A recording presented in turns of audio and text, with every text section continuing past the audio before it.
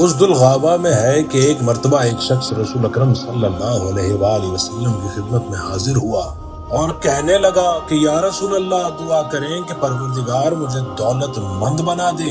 تو آن حضرت صلی اللہ علیہ وآلہ وسلم نے فرمایا، وہ تھوڑا مال جس کا تم شکر خدا ادا کرتے ہو اس زیادہ مال سے کہیں بہتر ہے جس کے حساب و کتاب میں الجھ کر تم شکر پروردگار بجا لانے سے تاثر رہا کرو گے۔ یہ سن کر وہ شخص چلا گیا، لیکن کچھ عرصہ کے بعد دوبارہ آیا اور اپنے مدعا کو پھر سے رسول اکرم صلی اللہ علیہ وآلہ وسلم کے سامنے تکرار کرنے لگا۔ تو رسول اکرم صلی اللہ علیہ وآلہ وسلم نے فرمایا، تم میرے پیروں اور ماننے والے نہیں ہو سکتے۔ خدا کی قسم اگر میں چاہوں کہ تمام پہاڑ میرے لیے سونا بن جائیں تو ایسا بھی ہو سکتا ہے۔ یہ سن کر وہ شخص پھر سے چلا گیا، لیکن تیسری مرتبہ پھر آیا اور کہنے لگا کہ میرے لیے دعا کیجیے، اگر پروردگار مجھے دولت دے گا تو میں کسی کا حق دینے میں تاخیر نہیں کروں گا، مگر دوں گا صرف اسے کہ جس کا حق بنتا ہو۔ تو جناب رسول خدا صلی اللہ علیہ وآلہ وسلم نے دعا فرمائی، پروردگارا اس شخص کی مالی امداد فرما۔ رسول اکرم صلی اللہ علیہ وآلہ وسلم کے یہ دعا فرمانے کے بعد وہ شخص واپس گیا اور اس نے چند بھیڑیں خریدی۔ کچھ ہی دن بعد بھیڑوں میں اس طرح اضافہ ہوا جیسے چونٹیاں انڈے دیتی ہیں اور بچے پیدا کرتی ہیں۔ ابتدا میں یہ شخص پانچوں وقت کی نماز جناب رسول خدا کی ابتدا میں ادا کیا کرتا تھا، مگر جیسے جیسے بھیڑوں میں اضافہ ہوتا گیا اس نے نماز جماعت میں شرکت کم کر دی، یہاں تک کہ صرف ظہر اور عصر کی نماز کے لیے مسجد میں آنے لگا اور باقی نمازیں بھیڑوں کی آماج گاہی میں پڑھ لیا کرتا تھا۔ آہستہ آہستہ بھیڑوں کی زیادتی نے اسے اس منزل تک پہنچا دیا کہ وہ صرف جمعہ کے دن مدینہ آتا اور نماز میں شرکت کرتا اور باقی دنوں میں بھیڑوں کی رہائش گاہی پر نماز ادا کر لیا کرتا، مگر اس عمل کو بھی اس نے کچھ عرصے میں چھوڑ دیا، لیکن پھر بھی ہفتے میں ایک بار راہ چلتے افراد سے مدینے کا حال معلوم کر لیا کرتا تھا۔ ایک مرتبہ رسول اکرم صلی اللہ علیہ وآلہ وسلم نے لوگوں سے اس شخص کا حال پوچھا۔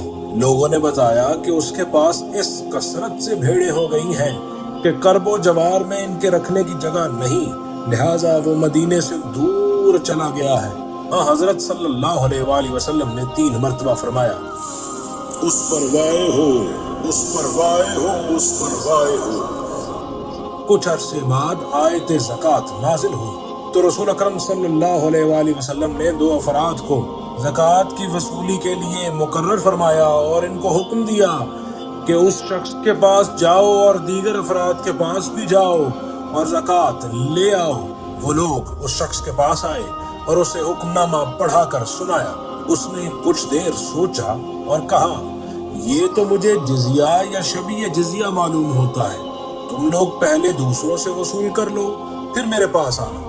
وہ لوگ وہاں سے بنی سلیم کے ایک آدمی کے پاس آئے۔ اس نے جب آیت زکوٰۃ کے متعلق سنا تو اپنے اونٹوں میں سے بہترین اونٹ تلاش کر کے بطور زکوٰۃ ان کے حوالے کر دیا۔ ان دونوں نے اس شخص سے کہا کہ تمہیں یہ تھوڑی کہا گیا ہے کہ تم سب سے اچھی قسم کا اونٹ دو۔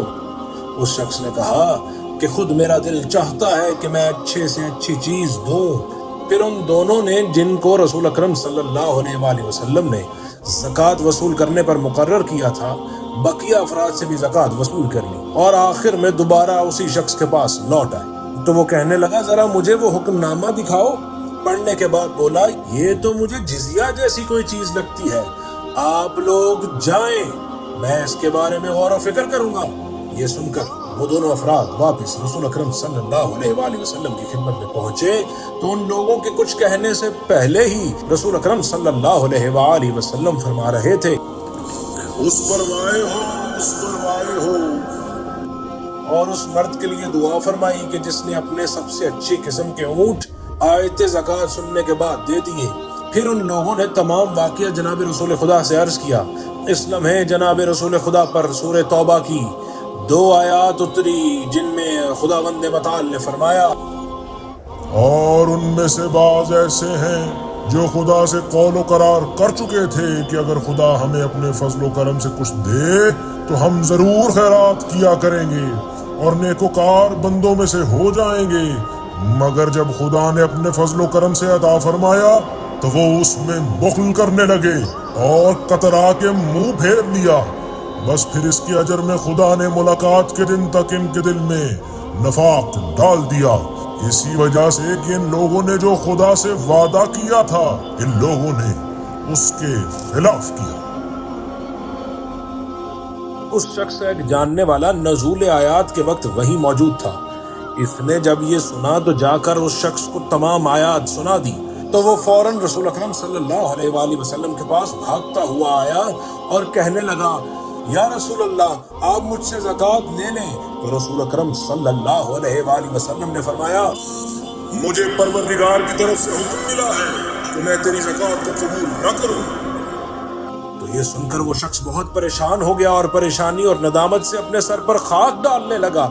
رسول اکرم صلی اللہ علیہ وآلہ وسلم نے فرمایا، تمہارا یہ کفر تمہارے اپنے عمل کی وجہ سے ہے، میں نے تجھے حکم دیا تھا مگر تو نے خود ہی نہ مانا، جا اپنی بھیڑوں کی اماج گاہ واپس۔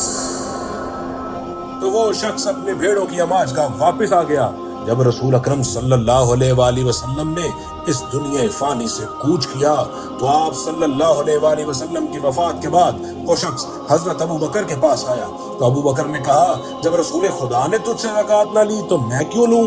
پھر حضرت عمر کی خلافت کے زمانے میں حضرت عمر کے پاس گیا اور کہا کہ مجھ سے زکوٰۃ لے لو، لیکن حضرت عمر نے بھی زکوٰۃ لینے سے منع کر دیا۔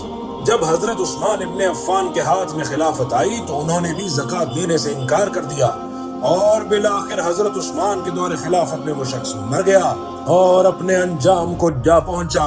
سامعین گرامی قدر، بے شک اس بات میں کوئی شک نہیں کہ بخیل شیطان کا دوست ہے اور سخی خداوند متاع کا دوست ہے۔ میری دعا ہے کہ اللہ ہمیں بخل اور بخل جیسی روحانی بیماری سے دور رکھے۔ الہی آمین۔